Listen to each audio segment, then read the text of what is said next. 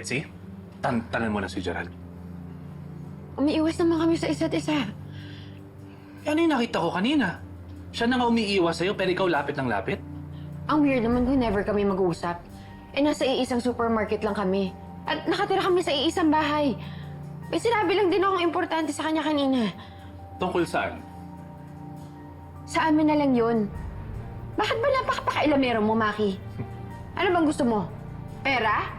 Magkano? Hoy, huwag mo akong itulad sa'yo na mukhang pera. Ikaw na nga tong kabit, ikaw pa yung matapang. Sinasabi ko sa'yo, Betsy, kung hindi mo titigilan si Gerald, isusumpong kita kay Sir Robert.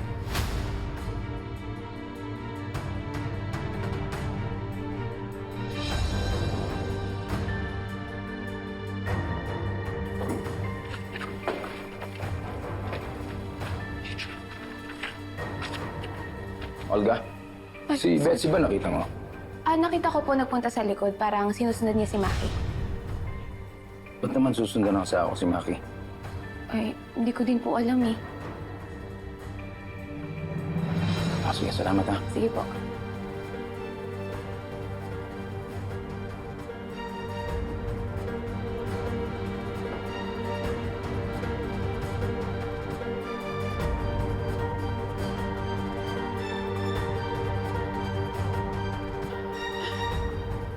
Maki, huwag ka naman magbiro ng ganyan.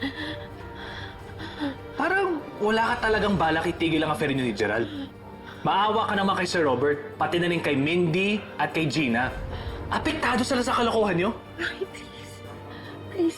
Please, nagmamakaawa ako.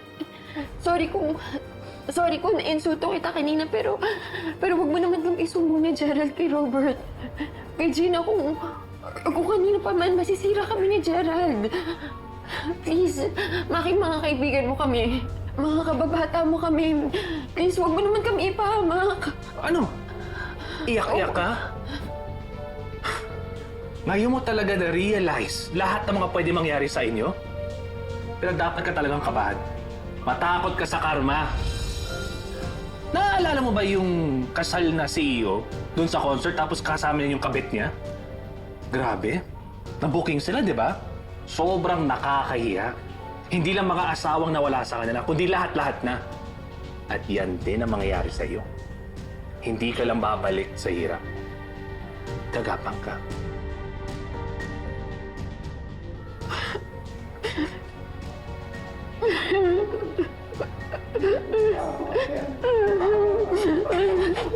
Mawakan?